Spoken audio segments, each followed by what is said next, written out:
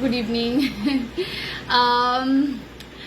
আমি যখন বাজারে যাই বা মাংস কিনতে বেরোই, তখন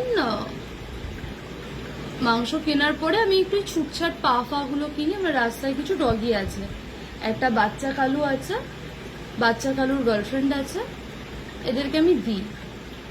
তো আমি যখন আগে কি করতাম, আগে জিম করতাম, জিম করে সকালবেলায় বাজার সেরে আসতাম, যে যতই গরম, জিম করে স্কুটি নিয়ে একেবারে বাজারে যেতাম। বাজার থেকে ফেরার পথে বাজারের ডগিগুলোকে, বাজারে 4-5টা আরো ডগি আছে, খাওয়াতে খাওয়াতে খাওয়াতে এদিকে আসতাম। আর এদিকের ডগিগুলো যেখানে থাকতো সেখানে হলো একটা দোকান, সেটা হলো স্বপন মামার দোকান।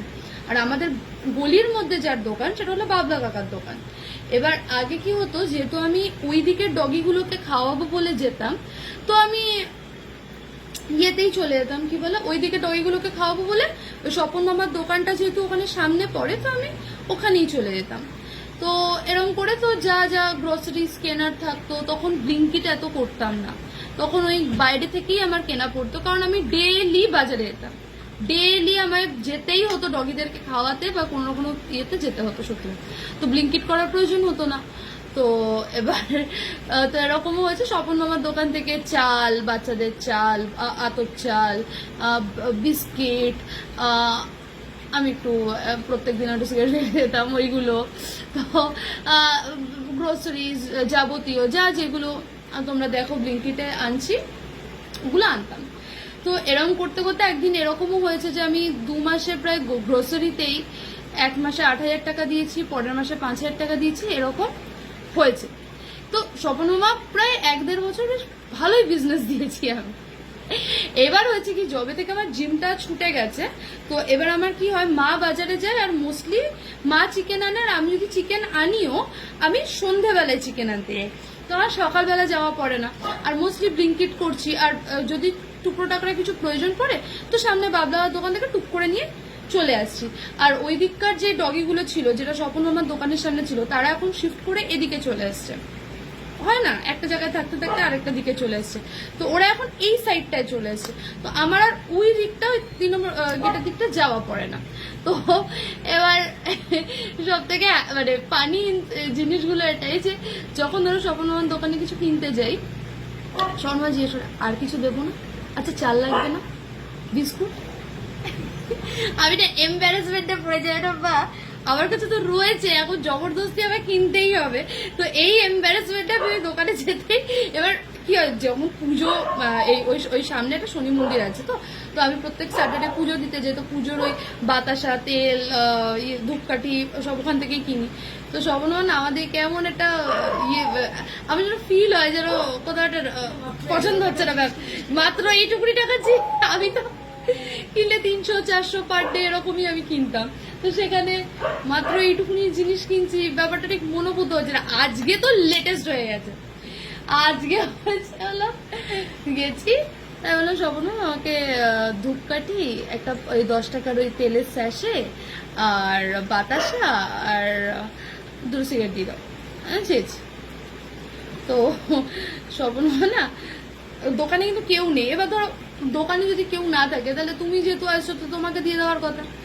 শোনো কি হচ্ছে বলতো, ওই নবরত্ন তেলের এতগুলো স্যাশে দাঁড়িয়ে দাঁড়িয়ে পরিষ্কার করছে, ঘন্টা কতক্ষণ ধরে পরিষ্কার করছে, দাঁড়িয়ে দাঁড়িয়ে দেখছি। আমি মনে মনে ভাবছি যে বুঝতে পারছি ব্যাপারটা, যে ব্যাপারটা পছন্দ হয়নি। এখন যদি বলতাম 4টে ডিম দাও, 6টা ডিম দাও, একটা পনির দিয়ে দাও, 2 কেজি আতপ চাল দিয়ে দাও, তাহলে কিন্তু দেখতে হ্যাঁ। ও আগে আরে না না, আগে ধরো ওটস নিতাম, মানে প্রত্যেক 250 টাকা ওই সাফোলা ওটস, তারপরে তোমার আমি বললাম 100 গ্রাম বাটার, স্বপ্ন বললো 500 গ্রাম আছে নিয়ে যাও না, 500 গ্রাম দিয়ে দেবো, সাবান 50 টাকা সাবান দিয়ে দেবো, ঠিক আছে নিয়ে যাও। তো আগে খুব ওটস খেতাম, এখন আমার মায়ের ওটস খাওয়া একদম ভুলে গেছে, আগে খুব ওটস খেতাম। তো সাফোলার ওটস একটার সাথে আর একটা ছোট্ট পাউচ থাকতো ওর সাথে মিনি, তো ওই ওটস গুলো আমাদের ধরো প্রত্যেক সপ্তাহে 2টো করে প্যাকেট লাগতো। তো ওইগুলোতে অনেক বিল হতো, এখন সেগুলোও নিই না। তো চিন্তার বিষয়, এইটুকুনি বিজনেস দিচ্ছি, বিজনেস একেবারে দিচ্ছি না আমি, সেখানে তাই জন্য আমি দোকানে জিজ্ঞাসা থেকে ঝাড়ছে বসে দাঁড়িয়ে দাঁড়িয়ে। কোনো প্রয়োজন নেই কিন্তু নবরত্ন তেল ঝাড়ছে। আমি না আমি আজকে এমনকি আতপ চাল যে 50 টাকা করে ফাইন আতপ চাল, সেটাই তো আমরা নিতাম বাচ্চাদের জন্য। হ্যাঁ মানে স্বপন মামার দোকানে আতপ চালের দাম বেশি, ঠিক আছে 50 টাকার, বাবলাগার দোকানে সেটা 45 টাকা। তো এবার আতপ চাল, এবার ফাইন, ওটা ফাইন আতপ চাল। তো আগে আমরা ওই আতপ চালই নিতাম, কারণ আমি বাজার করে আসছি, তো আমি যে দিক দিয়ে আমার সুবিধা হতো বাচ্চাদেরকে বিস্কুট টিস্কুট খাইয়ে, তখন বাবলাগার দোকানের দিকে আবার বাচ্চাগুলো হয়নি, প্রচুর বিস্কুট নিতাম, প্রচুর বিস্কুট। তাই আমি বলছি তো, আমি বিস্কুট দিয়ে, চাল দিয়ে, তেল, সাফোলার তেল, সরি সানরাইজের তোমার ওই তেল, তারপরে তোমার কি বলে সানরাইজ না সানড্রপের তেল, সাদা তেল, তারপরে তোমার ওটস দিয়ে আমি প্রচুর ম্যাগি ফ্যাগি দিয়ে প্রচুর টাকা বিল করতাম। বাচ্চাদের জন্য হ্যাঁ, চাল আর বিস্কুটে হেভি খরচা হতো, তো সেগুলো একেবারে বন্ধ হয়ে গেছে। সেই বিজনেস এখন ভাবলা আকার হচ্ছে, কারণ দোকানে এখন মোস্টলি মা যায়, আমি তো যাই না, তো তাই জন্য। আর কি বলবো, তো এদিকের একটা দোকান ওদিকের একটা দোকান, প্রবলেম হয়ে গেছে।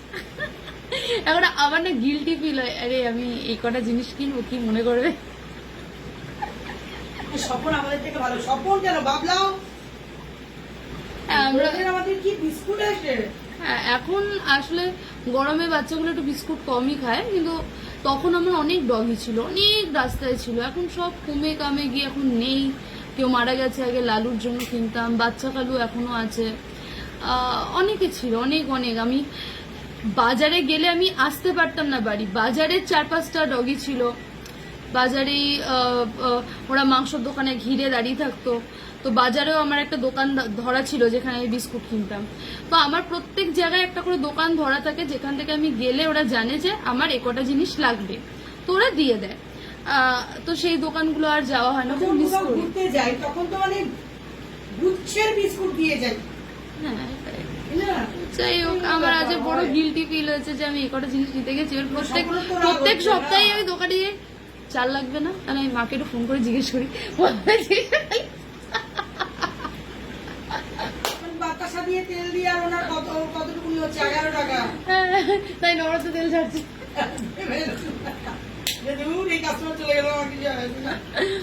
ও বাবা, এবার ব্যাংক মানে তুমি যদি একটু ভালো বিজনেস দাও তাহলে সবাই তোমার তোলা করবে।